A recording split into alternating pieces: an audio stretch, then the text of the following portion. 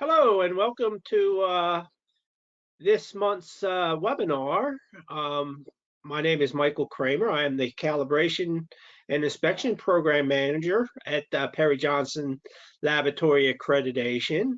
And we are presenting this month in regards to 17025. We're going to basically do an overview of Section 6.6, which is externally provided products and services.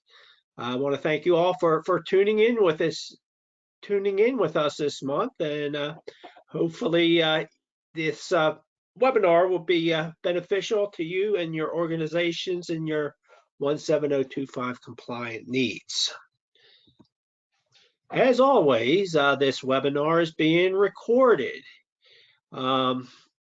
So you can go back and you can extract a copy of the webinar, or if you just perhaps would like the slides, they're available for downloading at the PJLA website, which is shown to you there on the screen. Or just go to www.pjlabs.com and just follow the webinar tabs at the top.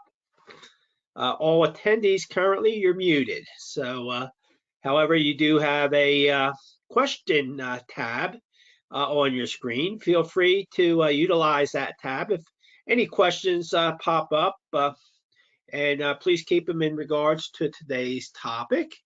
And then at the end of the session, I can go back and retract the questions that were asked and hopefully answer them at the conclusion of the webinar. So once again, we're looking at Section 6.6, externally provided products and services. So what does this section entails? Actually, it's a combination of two separate things there, and they've included them, combined them into this 6.6 externally provided products and services, which includes purchasing and subcontracting. So, of course, we have requirements here regarding both of these areas. However, other than fulfilling the requirements of this section, the importance of selecting the right potential vendor should be of utmost importance to you. You are selecting a partner in your business, and you'll trust them to work with you in a professional and profitable manner. It is important that you select a company that can supply your requirements now and future needs. So even though yes, there are some shalls in here for compliance to 17025, with that set aside, this is an area which looking at it from this light would be something that you want to look into and assure that you're selecting appropriate vendors and suppliers. So we're going to look at the requirements here under Section 6.6, 6.6.1. The laboratory shall ensure that only suitable external provided products and services that affect laboratory activities are used. When such products and services, I'm going to pause there. So we're talking about, under this section, critical supplies and services, things that are directly incorporated perhaps into the end results, the calibration or testing results that you're producing for your customers. So we're not incorporating things that are pictured there on the top. That's sort of indirectly may be incorporated into your company, however, not affecting the quality of the outputs of your testing and calibrations. Things like, of course, critical equipment, perhaps reference materials, services such as calibration services would all be encompassed under these requirements. So laboratory shall ensure, again, that externally provided products and services that affect laboratory activities are used when such products and services, A, or intended for incorporation into the laboratory's own activities. Again, those bottom items in the previous pictures are provided in part or in full directly to the customer by the customer as received from the external provider. So what we're referring to there under bullet point B is subcontracting. And in the realm of 17025, these are things that you would subcontract out that are under your scope of accreditation. Could be perhaps for an unforeseen reason, such as perhaps equipment breakdown, loss of personnel. Things could come up, or perhaps you routinely do have a need to subcontract some of your accredited work. Bullet point C, again, are used to support the operations of the laboratory. So I just want to expand a little bit more on subcontracting. Just so you're aware, under section 7.7 sort of refers to section 6.6. 7.7 is review, request, tenders, and contracts, where you can see there that is a requirement. So we're using external provider, i.e. subcontracts. The requirements of 6.6, this section, are applied, and the laboratory advises the customer of specific activities to perform by the external provider and gains the customer approval.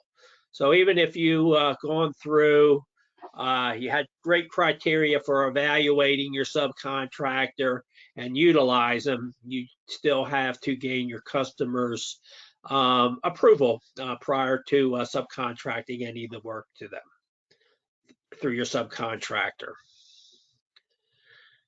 So a note, this comes right out of the standards. These aren't requirements. These are just additional information for you. So products can include, for example, measurement standards and equipment, auxiliary equipment.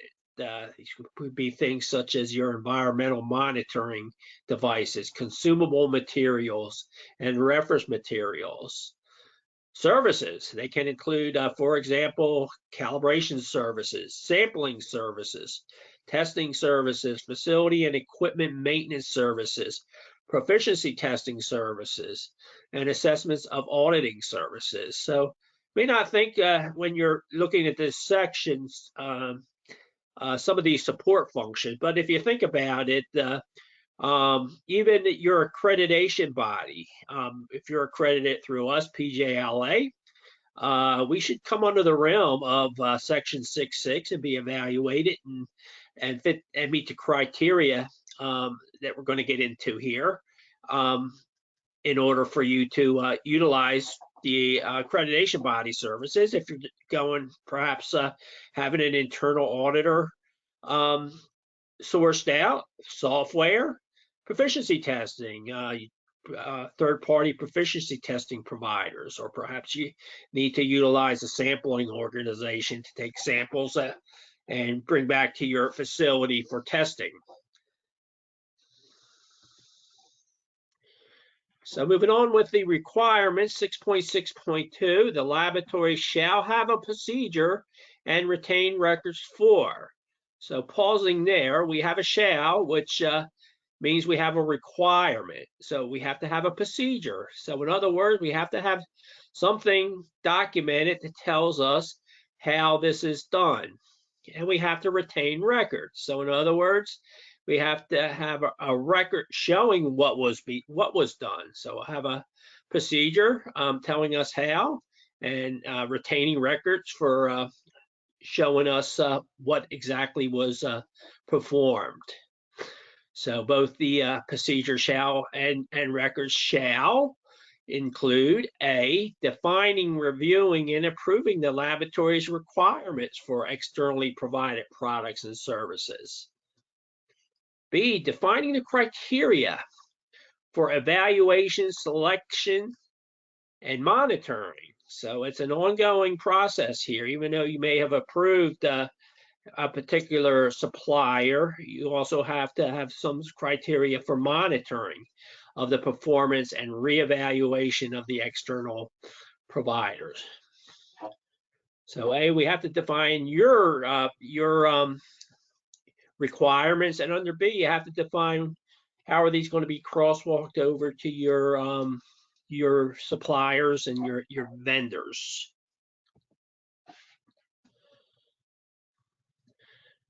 Moving on with 662, again, have a procedure and retain records for ensuring that externally provided products and services conform to the laboratory's established requirements, or when applicable, to the requirements of this document before they are used or directly provided to the customer. So requirements of this document, for example, could be traceability. If you're providing testing that provides measurements, and the measurements need to be traceable, the requirements in the standard here would need to apply. Confidentiality. If you're using external providers on the customer premises, assure that those requirements are being met. Your software provider, assuring that the confidential information of your customers that they may have access to is to comply with the requirements of 17025. 662D. Okay, we have to have criteria, we have to evaluate, and we have to monitor and reevaluation. And then at the end of it all, D, take any actions arising from evaluation, monitoring of performance, and reevaluation of the external provider. They're either going to continue to use them, or for whatever reason, they may not be fulfilling the criteria that you had set forth in selecting them.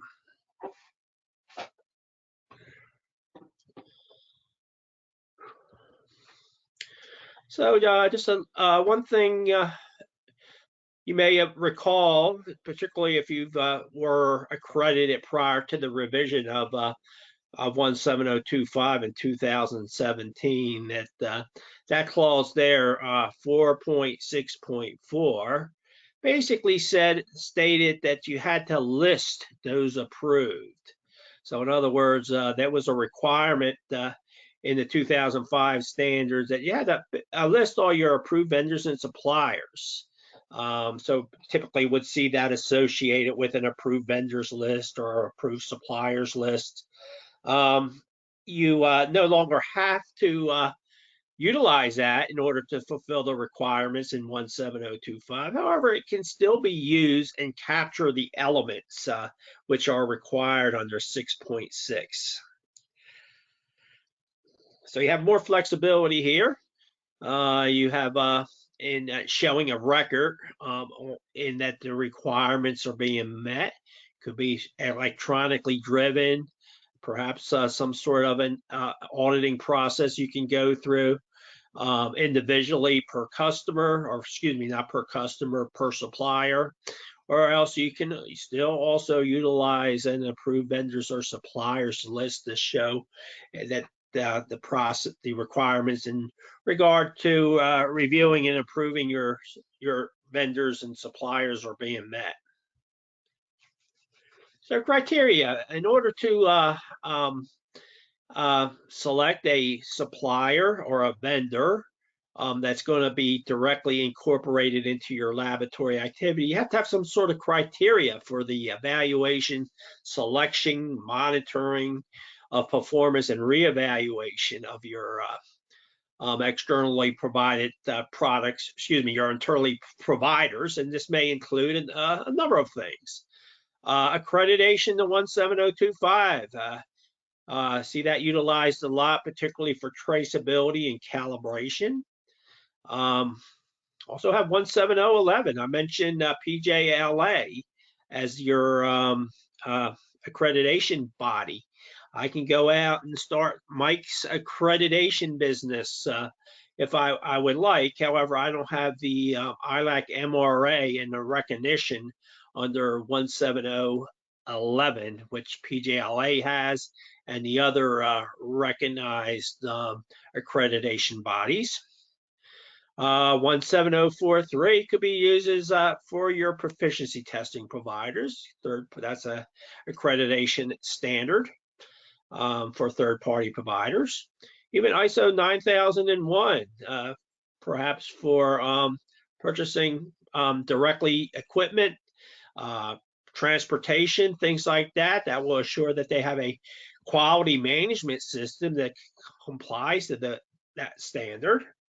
Also, such things as on-time delivery could be very important to you, something you may want to monitor and track. Suppliers audits. You can go visit your suppliers.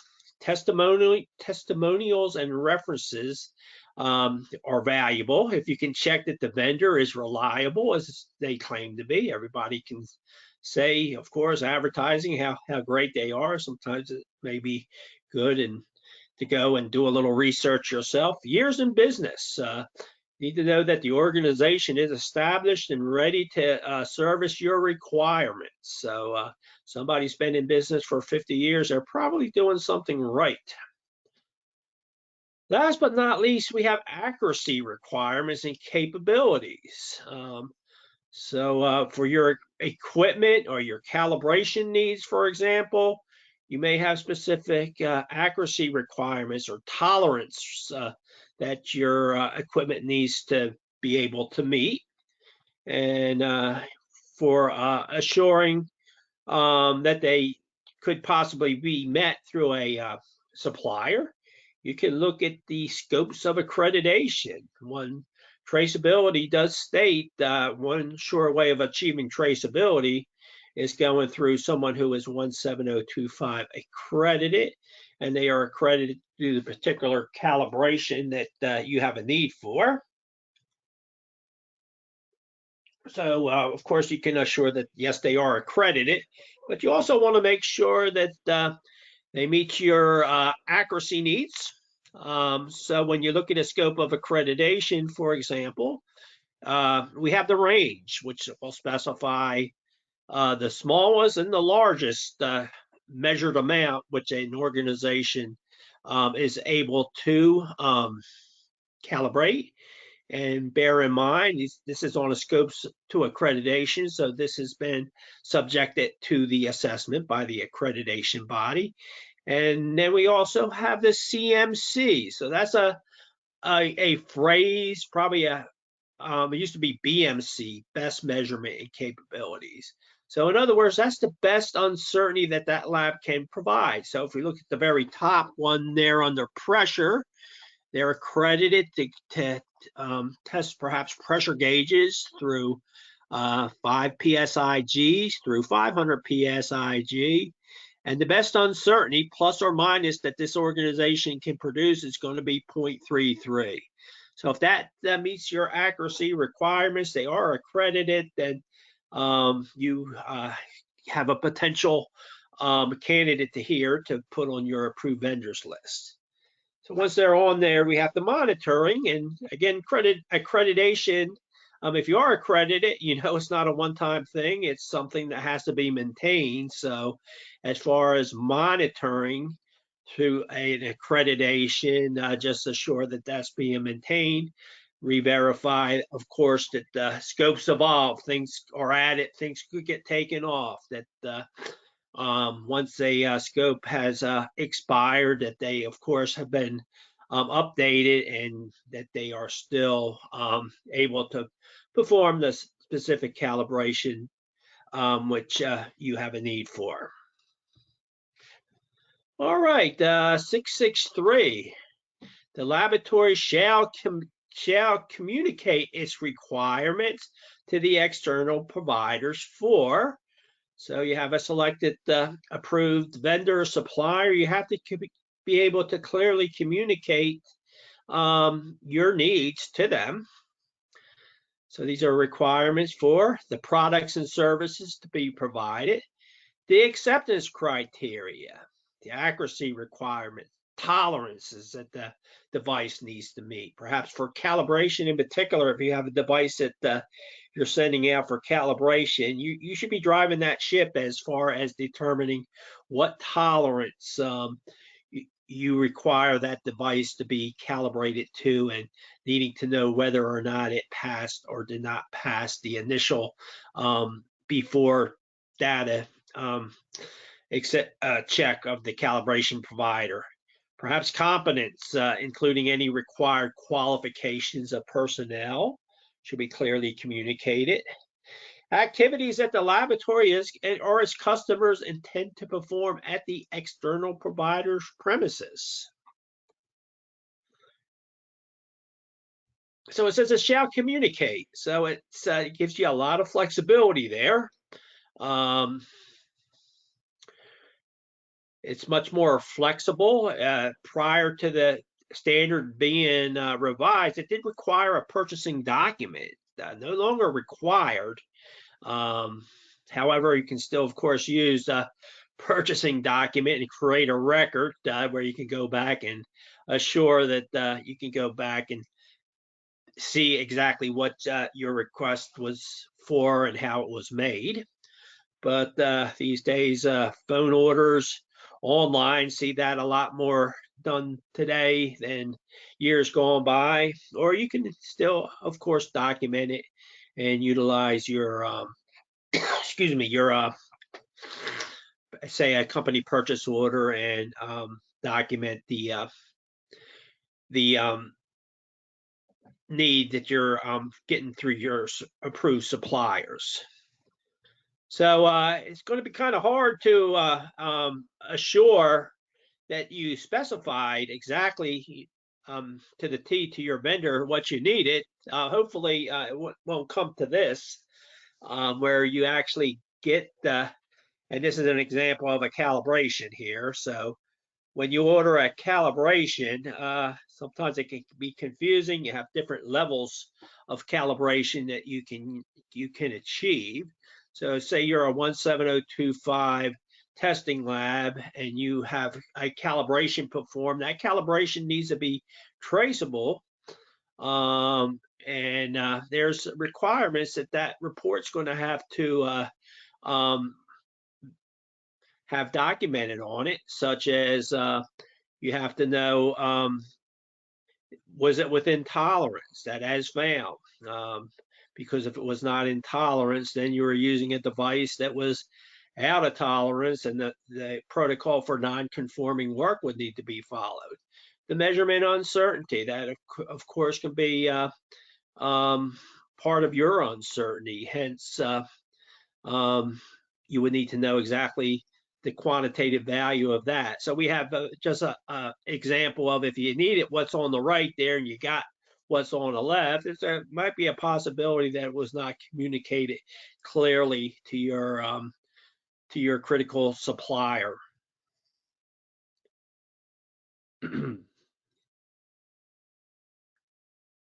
Okay, this time that concludes the presentation part of the webinar. Bear with me one moment while I see if I can open up the question tab here. I'll give it a few minutes. So if you have any questions pertaining to today's topic, feel free to type them directly into the tab. Relatively short section today. And currently I don't have any questions, so I'll give it a few minutes. See if we get any.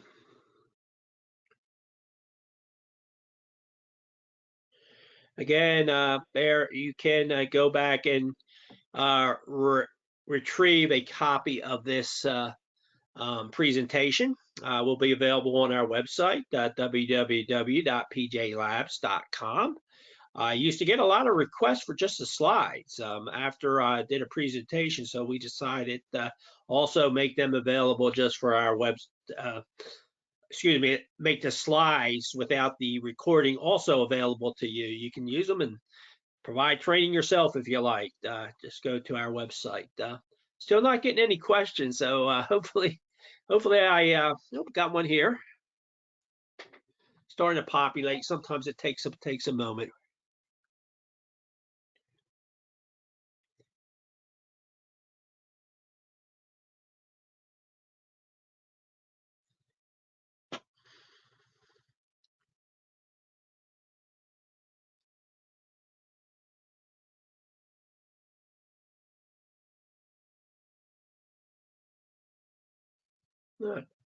Okay.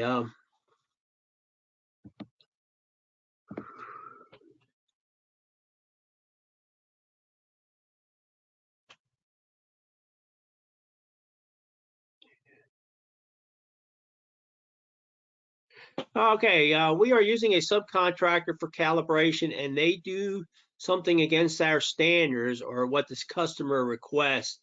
What types of trouble could we as a company get into?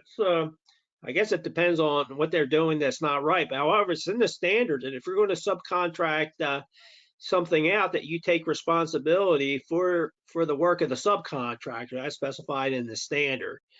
It's really hard for me to answer what type of trouble could we get into. If you're, of course, looking at it from a accreditation providers and assessing that section, we would need to see that the supplier was evaluated. If it's a calibration, if you're a calibration lab and you're subcontracting your calibrations out, we're specific about that in our policy for traceability that, hey, we require them to be accredited.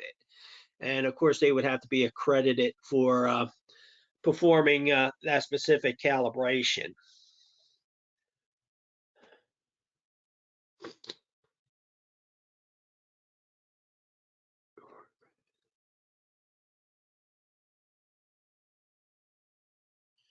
For instrument maintenance, is a sole source letter from the manufacturer sufficient for communication of expected services?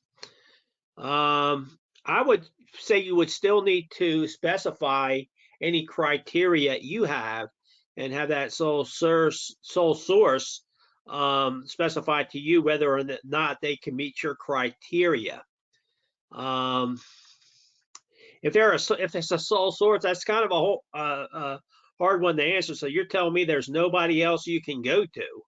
So in that case, yeah, just be aware that if there are, you need to set down your criteria, and if for whatever reason, if they're unable to not meet that criteria, then you evaluate it perhaps for any risk that might entail. But yeah, when you say something's a sole source, that's telling me there's nowhere else you can go to.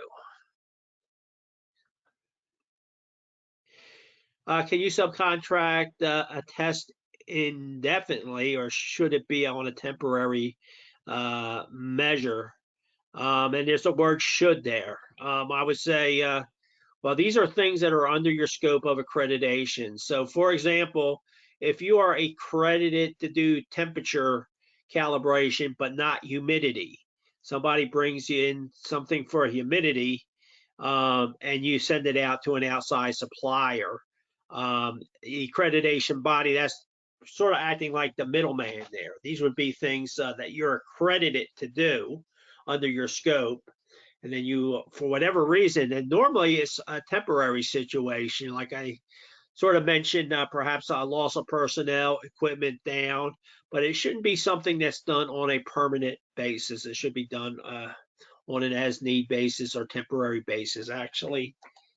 There's some notes in the standards that specify conditions which normally would warrant subcontracting.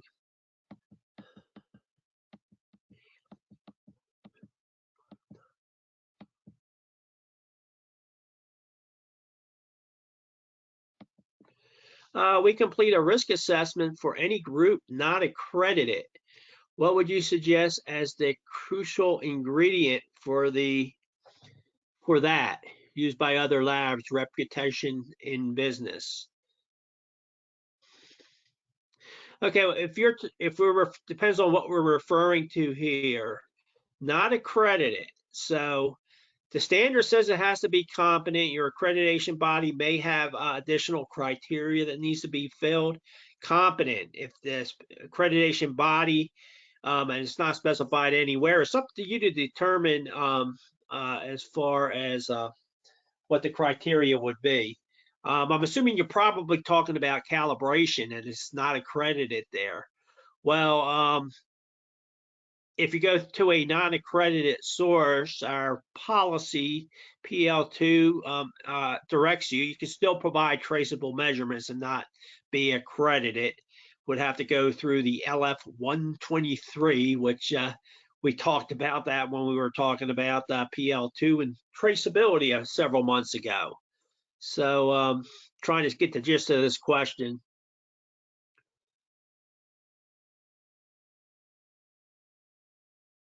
So, and as you specify here, you'll do it if they're not accredited, and I'm just assuming calibration here. That comes to mind that yes, you would do the risk assessment, and you would have to make the determination. Hey, is the risk too big for us to go ahead and consider this? Is there something we can do to lower the risk, or is the risk at an acceptable level? But yeah, we have a section on 8.5 for risk and opportunities. So whatever means you have adopted for compliance to that section, I would suggest that you would use this in this instance. If it's for, you mentioned not accredited. Accreditation is a term that's specific to, for example, 17025. If it's a if you see somebody say 9001 accredited, that's not correct. That's a quality system. So when you're see the term 17025 certified, that's not correct either. 17025 is accreditation.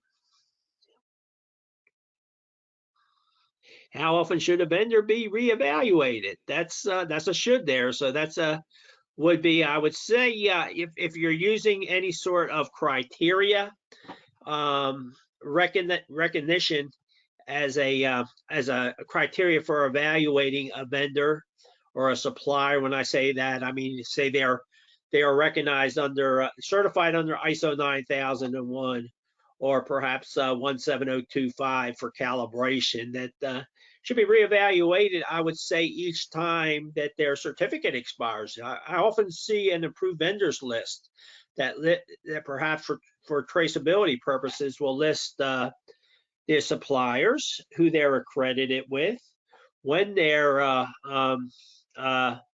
scope expires, and once it has expired, then you do the reevaluation, go back and look to see if the particular test or calibration is still on the scope, and whether or not they had successfully maintained their accreditation. For anything else that's not specific to a recognized, say, an ISO standard or a certification body, I would say at least, I would say, and this is a should here, and this is me, I would say at least if you are accredited through the accreditation cycle, which would be once every 2 years, that you show that to your accrediting body that you went back and reevaluated it, the particular vendor or supplier.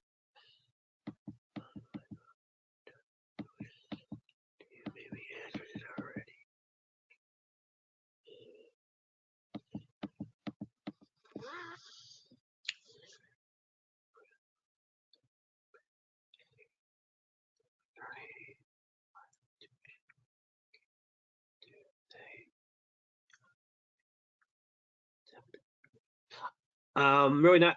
I have one question here. And I'm reading these as these were typed. I'm really don't understand the question. It's somebody joined us a little late.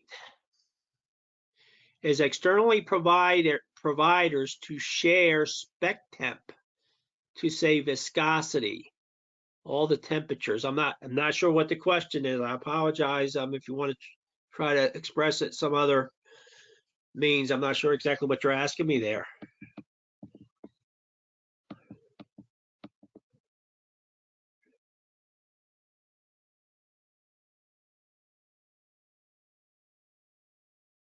Let's have someone here asking, they send suppliers, send out supplier surveys to be completed by to some large organizations such as Amazon, of course. This is very difficult, of course, going through a large organization like that. Is it okay to perform an internal assessment without involving the vendors, utilizing information from the vendor's website? I would say absolutely. Other things, testimonials, or perhaps years in service, or turnaround time, other things you can evaluate without having the vendor actually actively participate in your evaluation of the supplier.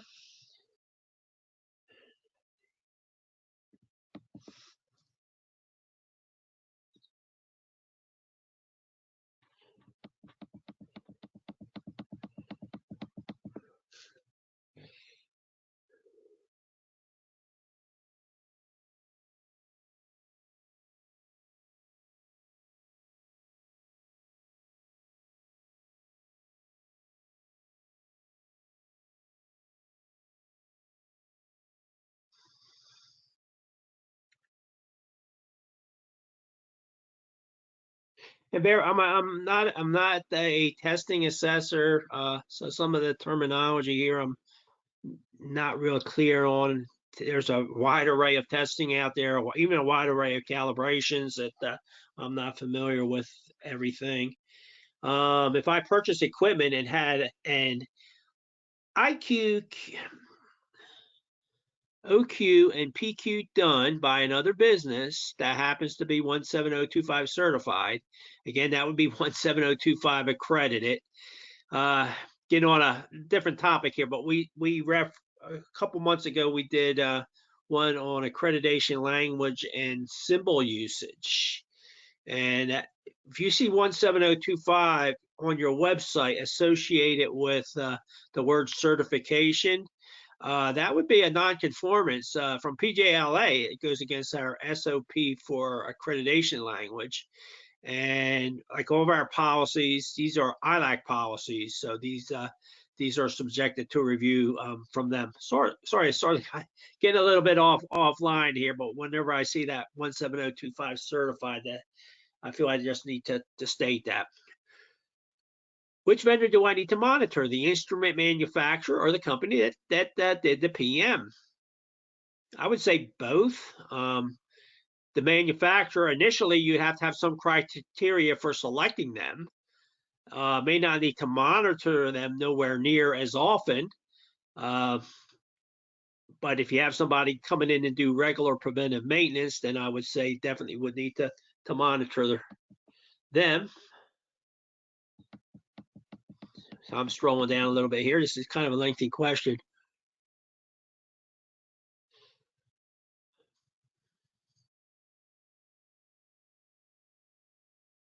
Would reagent suppliers normally be subjected to the same evaluation? I wouldn't think so. Not. I think you would have some sort of different criteria for evaluating them as a reference material provider. Again, well, we have another standard. We have 17034 for reference materials providers. So, not saying that's required for you, but if you're adhering to traceability through reference material providers, 17034 would be a good criteria to have, which would not necessarily be needed for a manufacturer. Even though we're not. Okay, let me scroll down a little further here.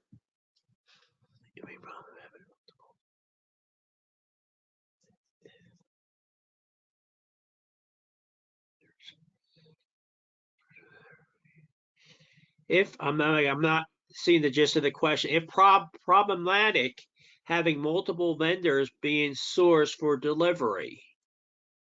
I would say if you have more than one sole source, I think is a good thing. If you have multiple sources, because one thing, if you have a sole source, you run a risk for whatever reason. If that source disappears or goes away, then where are you to turn to? So I would say, yes, it's probably a good idea to have multiple sources, backups, just in case.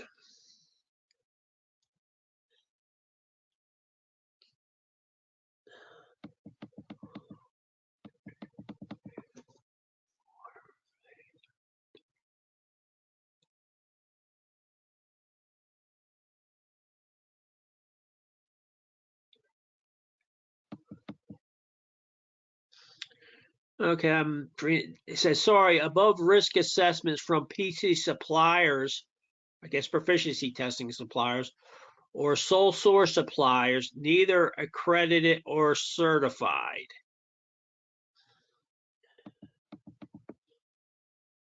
I think that's probably a continuation from a question above that. I can tell you one thing with, well, proficiency testing providers, and we actually did a webinar on PL1 on proficiency testing, and we did change up on that. We basically, for proficiency testing providers, for an interlab comparison, we used to state that the other lab had to be accredited. We now state that they have to be competent. However, it'll be up to the individual organization to determine what's going to be used to determine competencies and keep a record of that competencies. But I'm assuming you're probably talking about a third-party provider in this case. And if you're using a speaking on behalf of Perry Johnson Laboratory Accreditation, if you're using a third-party provider who is not 17043 or is previously, or currently listed on our website, we have a list of approved proficiency testing providers that you contact our office before utilizing them.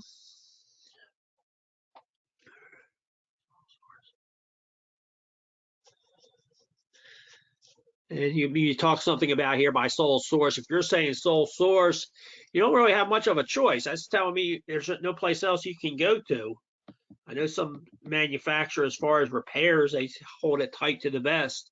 If you need to get something repaired, you need to go through them because they're the only ones that have the parts and the know-how to work on a particular device.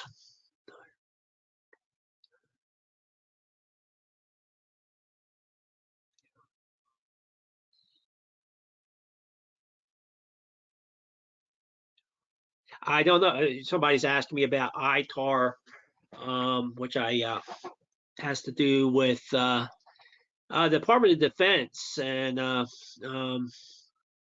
supplying arms. I don't know the answer to that question. It's saying if you have to subcontract out to a vendor that also needs to also be ITAR. So I really don't know the answer to that.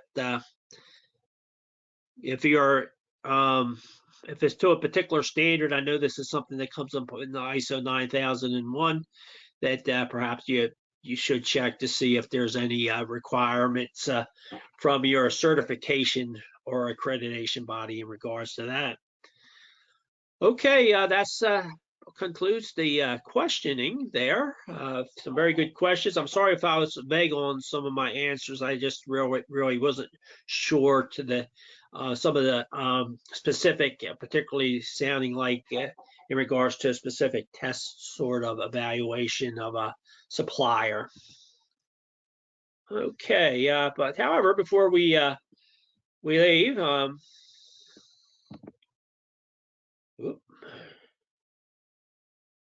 just want to present this. This is for our next month's webinar. We're going to shift gears.